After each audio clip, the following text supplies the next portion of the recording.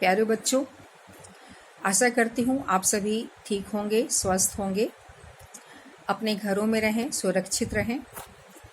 आज हम लोग पढ़ेंगे सप्लीमेंट्री रीडर का पहला लेसन, ट्रायम्फ ऑफ सर्जरी। ये जेम्स हैरियट के द्वारा लिखी गई है। जेम्स हैरियट खुद एक वेटरनरी डॉक्टर हैं। वेटरनरी डॉक्टर जो जानवरों के डॉक्टर होते हैं। उन्होंने खुद अपनी इस कहानी में एक एपिसोड लिखा है जो कि अपने रियल लाइफ से जुड़ा हुआ है। हम अपने आसपास भी ऐसे लोगों को देख सकते हैं जो अपने बच्चों को बहुत प्यार करते हैं, अंधा प्यार करते हैं। बच्चे हों या पेट हों, जिनकी ज़रूरत नहीं है फिर भी वो इतना प्यार करते हैं कि उनकी ज़िंदगी को बहुत ही डूम बना देते हैं, अंधकारमय बना देते हैं। इस कहानी में सबसे पहले हम लोग सीखेंगे ट्रायम्फ का मतलब। ट्रायम्फ का मतलब होता है विक्ट्री और सक्सेस, सफलता। और सर्जरी का मतलब होता है ट्रीटमेंट, उपचार, या नाउन में कहें तो वो जगह जहाँ पर बीमार लोगों को का उपचार किया जाता है, उसको सर्जरी कहते हैं। मिस्टर हैरियट ने बहुत ही हास्यास्पद ढंग से एक ऐसी महिला का वर्णन किया है जिसका नाम है मिसेस पॉम्फ्री। वो अपने कुत्ते को बहुत प्यार करती है जिसका नाम है ट्रिकी। और उसका ये ब्लाइंड लव इतना ज़्यादा है कि उसने कुत्ते की ज़िंदगी को परेशान कर रखा है। ट्रिकी का एक ही प्रॉब्लम है कि वो बहुत ग्रेडी है, लालची है। उसे खाना बहुत अच्छा लगता है। जब चाहे, जितना चाहे वो अपने मन से खाता है। और मिसेस पॉम्फ्री उसे इतना प्यार करती है कि वो जो कुछ भी चाहता है वो उसे देती है बिना सोचे। और इसी वजह से वो बहुत परेशान हो जाता है। अधिक खाने की वजह से वो बहुत परेशान हो जाता है, क्योंकि हम लोग जानते हैं कि बहुत ज़्यादा खाना और कोई काम ना करना, कोई एक्सरसाइज ना करना, इससे बीमार हो जाते हैं लोग। वो ट्रिकी भी बीमार हो जाता है। उसका बॉडी बिल्कुल फूल जाता है, एक सॉसर की तरह, मानो उसमें 4 पैर लग गए हों। बहुत ही इनएक्टिव हो जाता है, कोई स्फूर्ति नहीं रह जाता। वो बिल्कुल शांत स्थिर हो जाता है और वॉमिटिंग फील करता है। एपिटाइट नहीं रह जाता, भूख नहीं लगती उसे, और बिल्कुल डल सा हो जाता है उसका चेहरा। आंखें रीमी हो जाती हैं और फिर चुपचाप पड़ा रहता है। जब मिस्टर हैरियट उस कुत्ते को देखते हैं तो बार बार मिसेस पॉम्फ्री को ये वार्न करते हैं, चेतावनी देते हैं कि अपने कुत्ते को कम से कम जो मीठा भोजन है वो उसे ना दें, इससे इसके स्वास्थ्य में हानि हो सकती है।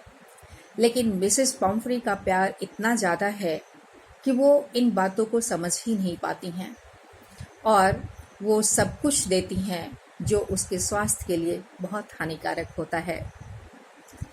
मिस्टर हैरियट जब ट्रिकी से मिलते हैं तो उन्हें लग जाता है कि बहुत जल्दी ये बहुत ज़्यादा बीमार होने वाला है और मिसेस पॉम्फ्री अतिशीघ्र उन्हें बुलाने वाली हैं।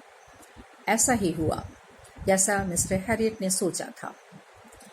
बहुत जल्दी मिसेस पॉम्फ्री ने उन्हें बुलावा भेजा। ट्रिकी बहुत बीमार है, वॉमिटिंग हो रहा है, भूख नहीं लग रही है, कुछ करने में रुचि नहीं रह गई है। मिस्टर हैरियट ने एक फर्म लाइन बना लिया, दृढ़ निश्चय कर लिया कि अब उस ट्रिकी का ट्रीटमेंट घर में नहीं करेंगे, वो उसे सर्जरी में लेकर आएंगे। क्योंकि वो जानते थे कि घर में रहकर मिसेस पॉम्फ्री के सामने उसके प्यारे कुत्ते को ट्रीट करना ये संभव नहीं था और मिसेस पॉम्फ्री ये होने नहीं देती। इसलिए उन्हें ये फर्म लाइन खींचना पड़ा, दृढ़ निश्चय करना पड़ा कि वो उस ट्रिकी का ट्रीटमेंट सर्जरी में करेंगे। उन्होंने ये प्रस्ताव मिसेस पॉम्फ्री के सामने रखा। मिसेस पॉम्फ्री तो सुनते ही मानो बेहोश सी हो गई। उन्हें लगा कि उनका कुत्ता यदि 15 दिन तक उन्हें नहीं देखेगा तो वो मर जाएगा। और घर के जितने भी मेंबर्स थे, जितने भी मेड थे, वो सभी लगभग रोने लगे। सभी की आंखों में आंसू, सभी की आंखें नम थीं। और वो ट्रिकी इतना लेविशली घर में पला था कि जो भी ब्रेकफास्ट की कटोरी अलग, डिनर का बर्तन अलग, लंच का अलग, ये सभी बर्तन, सभी बेडिंग्स, कपड़े, सब कुछ उनके कार में रखे गए ताकि ट्रिकी सर्जरी में जाकर भी उतना ही आराम से रह सके। डॉक्टर हैरियट बहुत ही टैक्टफुल हैं, बहुत ही अनुभवी डॉक्टर हैं और वो जानते थे कि इन सभी चीज़ों का ट्रिकी के लिए कोई मतलब नहीं था। लेकिन फिर भी उन्होंने रोका नहीं, क्योंकि वो उनकी भावना उन्हें बर्दाश्त ही नहीं कर पाती। उन्हें लेकर वो सर्जरी आए।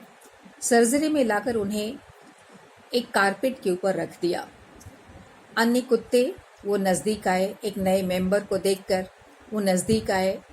उन्होंने सूंघा, लेकिन ट्रिकी में कोई जान नहीं दिखा। ट्रिकी बिल्कुल शांत, बिल्कुल चुपचाप पड़ा हुआ था। उन कुत्तों ने समझा कि ये बिल्कुल अनइंटरेस्टिंग ऑब्जेक्ट है, कोई रुचि नहीं है इसमें, और चले गए। डॉक्टर के पास बहुत कॉमन सेंस था। उन्होंने कोई दवा नहीं दी, कुछ खाना भी नहीं दिया, सिर्फ 2 दिन बहुत सारा पानी पीने को दिया। और दूसरे दिन के शाम में ट्रिकी थोड़ा आराम महसूस किया, ईज लगा उसे। और तीसरे दिन वो अन्य कुत्तों के साथ दौड़ने लगा, गार्डन में चला गया। उन कुत्तों के पीछे पीछे ये भी दौड़ता। और जब उन कुत्तों ने खाना खाया तो ट्रिकी को भी भूख लगी। जब वो खा चुके तब वो बॉल के पास गया और चाटने लगा। उसे भूख लग रही थी। उसके लिए अलग से एक बॉल में भोजन रखा गया। उसने भोजन को खाया और सचमुच उसे ऐसा संघर्ष करते हुए आज बहुत अच्छा लग रहा था।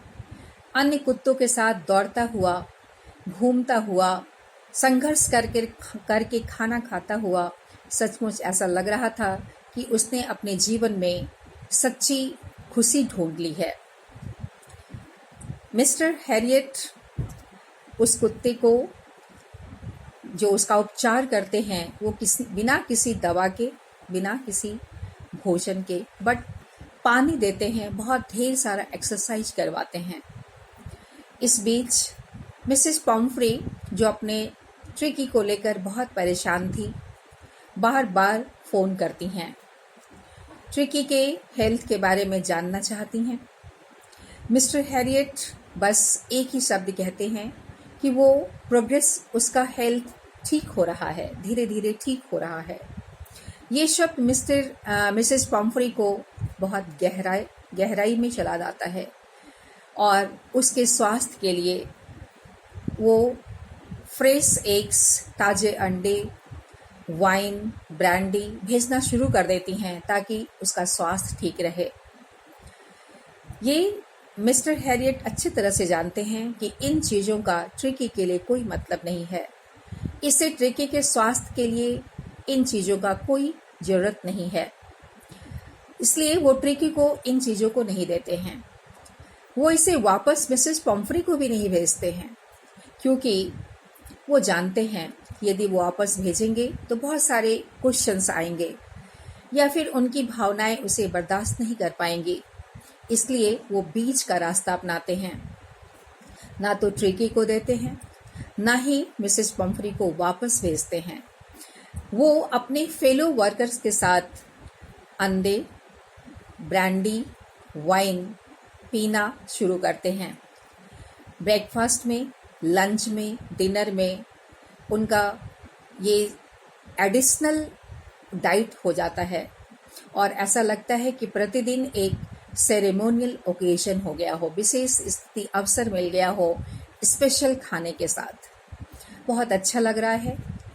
डॉक्टर बहुत ही हास्यास्पद ढंग से प्रस्तुत करते हैं कि ऐसा लगता है कि ट्रिकी को परमानेंट गेस्ट की तरह यहाँ रख लिया जाए, क्योंकि ट्रिकी की वजह से ही उन्हें एक रिच डाइट मिलता रहेगा। लेकिन डॉक्टर बहुत लॉयल हैं। 15 दिनों के बाद जब ट्रिकी बिल्कुल ठीक हो जाता है, वो मिसेस पम्फ्री को कॉल करते हैं अपने कुत्ते को ले जाने के लिए। मिसेस पम्फ्री जैसे ही ये कॉल रिसीव करती हैं, अति शीघ्र वो अपने कार से आती हैं अपने ट्रिकी को ले जाने के लिए। मिस्टर हैरियट खुद ट्रिकी को अपने गोद में उठाकर लाते हैं और कार तक ले जाते हैं।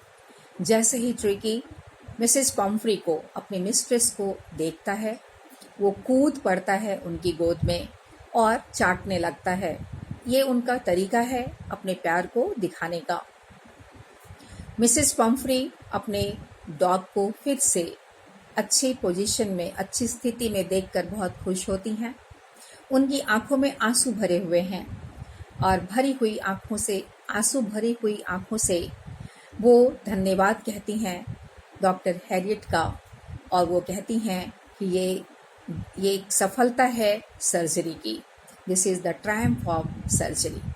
एक सुंदर कहानी है और इस कहानी को आप टेक्स्ट में पढ़ेंगे और क्वेश्चंस मैंने अपने पिछले वीडियो में दिया है। आप उन सभी प्रश्नों का उत्तर टेक्स्ट की हेल्प से लिखेंगे। आशा करती हूँ आपको समझ आ गया होगा। धन्यवाद।